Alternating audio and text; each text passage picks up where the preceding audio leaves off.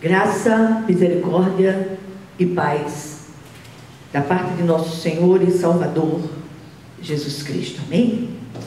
Nós vamos ler um texto que está no livro de Eclesiastes, capítulo 3, e vamos ler daqui apenas o versículo 1. Diz assim a palavra do Senhor: tudo tem o seu tempo determinado, e há tempo para todo propósito debaixo do céu. Amém? Vamos orar. Senhor, nosso Deus e nosso Pai celestial, graças te damos, Senhor, porque o Senhor tem nos sustentado e conduzido com a sua mão direita fiel, apesar de todos os pesares e sobretudo apesar de nós mesmos. Que o Senhor venha falar conosco hoje de modo vivo, de modo especial, e nenhum de nós deixe de compreender aquilo que o Senhor deseja ministrar no dia de hoje, em nome de Jesus. Amém. Meus amados, essa meditação sobre o tempo, ela é sempre muito oportuna. Há sim um tempo determinado para todo propósito debaixo do céu. E esta é a grande afirmação retórica deste contexto. Contudo, será que compreendemos essa verdade? Outro dia li uma frase que me chamou a atenção, que dizia o seguinte: você pode se perguntar, por que Deus não muda esta situação? Porque Ele usará esta situação para nos mudar. E invariavelmente tem sido assim. As dificuldades, as encrencas, os estreitos são canais para ministrar sobre nós a graça e a sabedoria de Deus.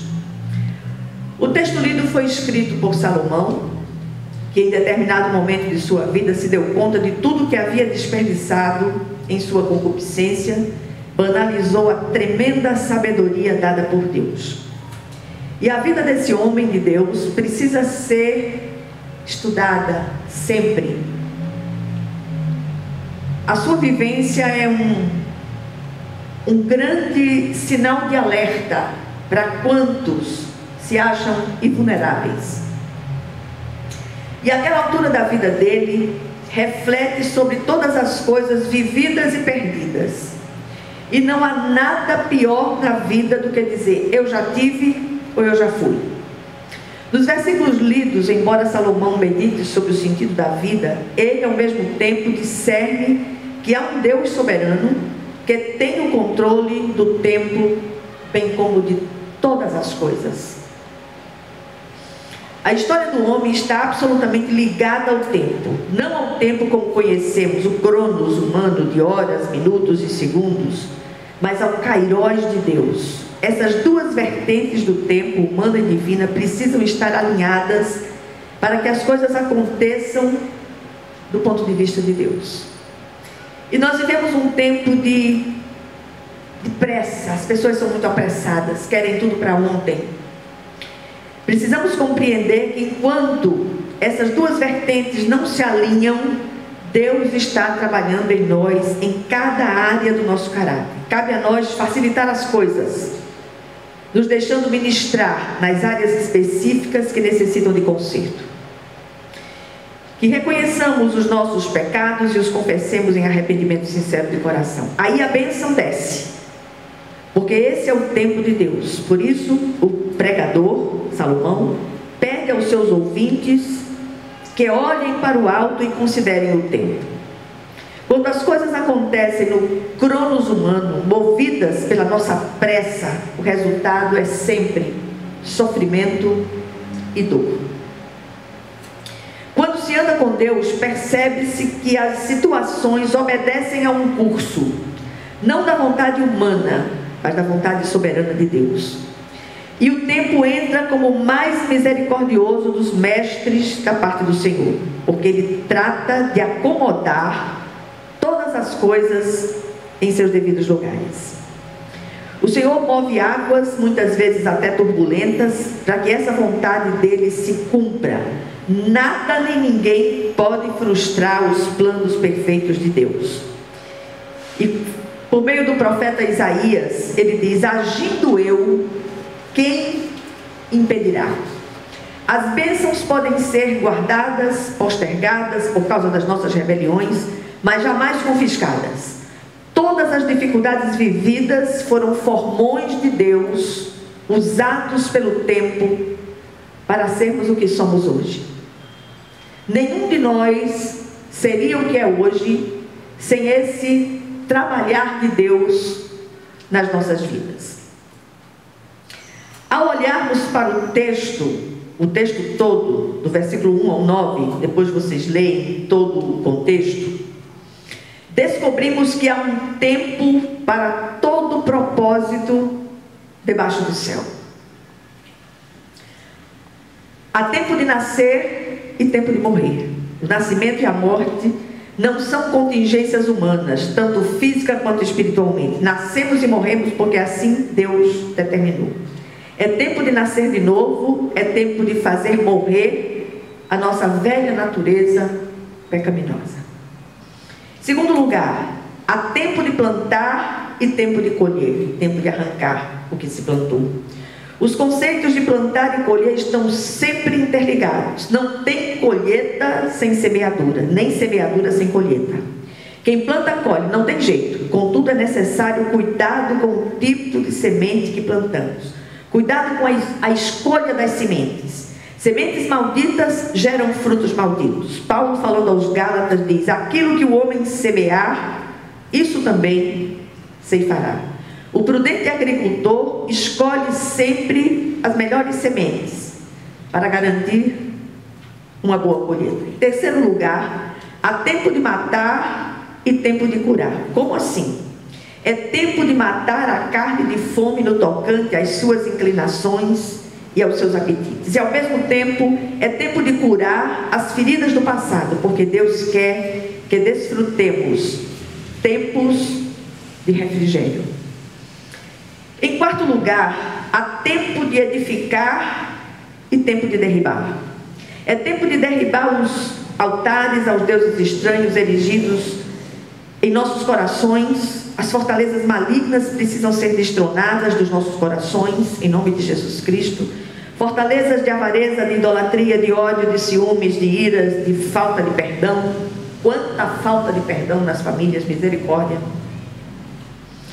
E todas quanto o Espírito de Deus trouxer à nossa memória. É tempo de edificar o altar ao Deus vivo em nosso coração, para ali o adorarmos em espírito e em verdade. Em quinto lugar, há tempo de chorar e tempo de rir. É tempo de prantear e chorar em quebrantamento de espírito, lamentando pelos nossos próprios pecados. É tempo de rir e de saltar de alegria pelo perdão dos nossos pecados e pela percepção da chance de experimentar uma nova vida. Alô? Na presença de Deus. Tomara que não tenha dado problema.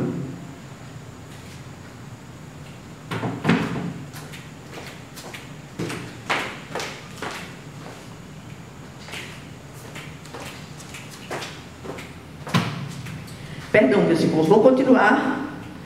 Vamos ver se vai dar certo. Há tempo de espalhar pedras e tempo de ajuntá-las. Quando falamos em pedras, logo pensamos em obstáculos a transpor. No entanto, as pedras têm o seu papel na pedagogia perfeita de Deus. Cabe a nós decidir o que vamos fazer com elas. Se vamos usá-las como pedras de tropeço e obstrução, ou como pedras de passagem e pontes. Por isso, há tempo de espalhá-las como pedras de passagem, tempo de ajuntá-las, ou de ajuntar aquelas que representam obstáculos para nós e para os outros. E com elas edificarmos um altar de gratidão ao Senhor por tudo.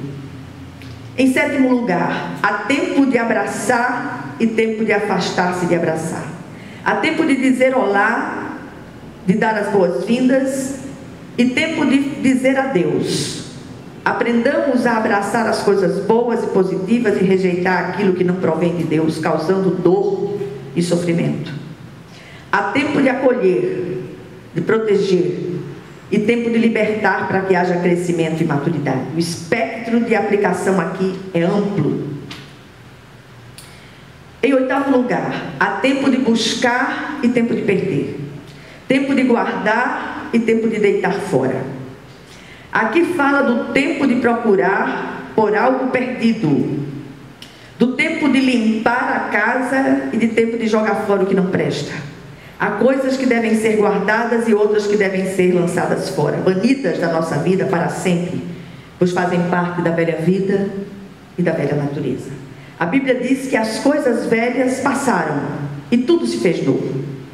Que todos os zelos com a velha vida, com a velha natureza, sejam jogados fora e queimados, se possível, tanto física quanto espiritualmente. Jogar fora as coisas abaláveis, para as que não são abaláveis permaneçam. Em 9º lugar, há tempo de rasgar e tempo de coser. Há aqui uma referência ao costume oriental de rasgar as vestes em sinal de luto e pesar. Há também um tempo para se costurar o que foi rasgado pela perda, pela dor. Em 10º lugar, há tempo de estar calado e tempo de falar. Aqui recorremos a Tiago, capítulo 3, versículo 2, quando ele diz: se alguém não tropeça no falar, é perfeito varão, capaz de refrear também todo o corpo. O controle da língua guarda a alma das maiores angústias. E em 11º lugar, há tempo de amar e tempo de aborrecer, tempo de guerra e tempo de paz.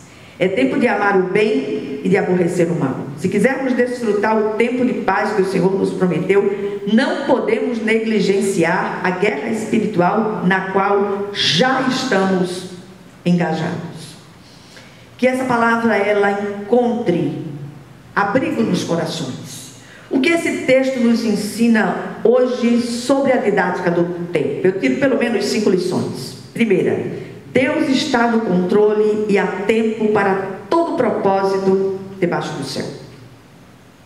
Em segundo lugar, essa afirmação não se trata de fatalismo ou determinismo, nem nos isenta de responsabilidade e liberdade de fazer as nossas escolhas ou mesmo orar nas situações. Contudo, Deus deseja que estejamos atentos ao alinhamento do Cronos e do Kairos, para que sua vontade se cumpra. O que liga ambos é a obediência à vontade de Deus expressa em sua palavra, ou seja, obediência é a chave que alinha o tempo de Deus ao tempo do homem. Em terceiro lugar, lembre-se, enquanto Ele alinha o tempo, trabalhe em nós para que recebamos a nossa bênção.